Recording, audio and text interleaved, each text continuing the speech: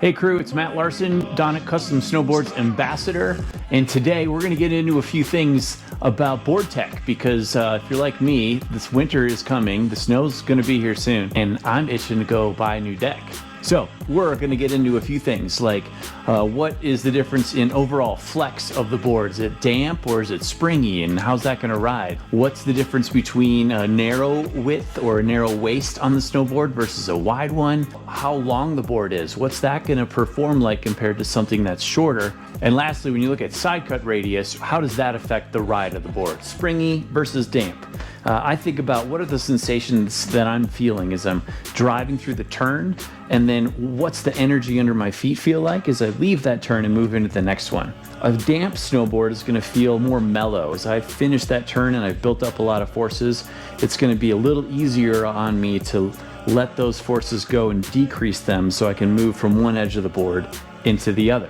A damp board can also help reduce chatter and cut through those choppy conditions that you see at the end of the day. In contrast, a springy board is going to have a lot of energy and it's going to want to push back more. So as I come out of one turn, it might just really pop and I might feel more weightless or unweighted as I come out of one turn and then dive into the next one. Waist width. Here's a board. This one's got 19.5 centimeters of width here at its narrowest spot.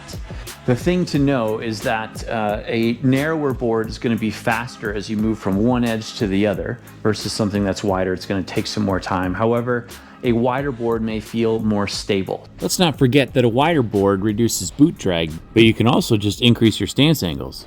Side cut radius and the length of the snowboard complement each other or pair well together. So if I choose a board that's a little shorter, a little tighter radius, say something that's like 11 meters or 12 meter radius, that's going to help me turn that board and create the shape.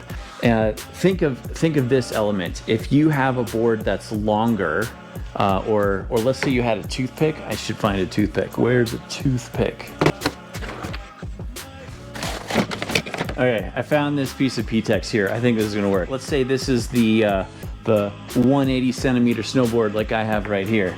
If this is that 180 centimeter and I'm in a turn, I'm gonna have force applied to that entire board to be able to bend it and create an arc in the snow. Now imagine that I went down to say a 160, basically shorter.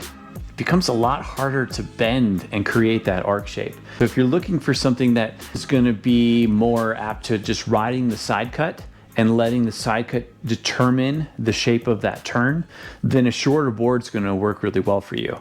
If you're looking for something that you're going to be able to manipulate more, a longer board is going to give you options to really bend that board and create, say, a more mellow arc, or really drive with a lot of speed using some movement to flex that board. You can then also create a much tighter turn. All right, I bet we can even see that in the board here. So if I grab the nose and then push there, I can feel how much effort it's going to take to decamber this board. If I hold it, say, lower down, as if this was the nose of the board and I push, I can feel how much more force I got to apply to the board or create through shape and gravity and speed to get that same flex. So to get the right ride for you, for a longer board, then you could also go for a longer radius. If you want a shorter board, then I would also bring the side cut radius spec down as well.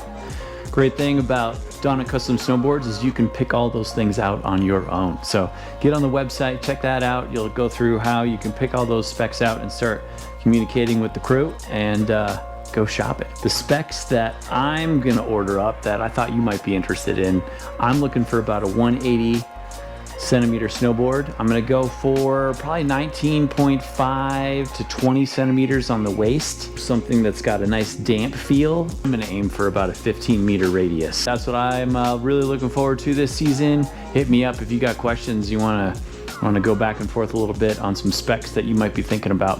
See you out there.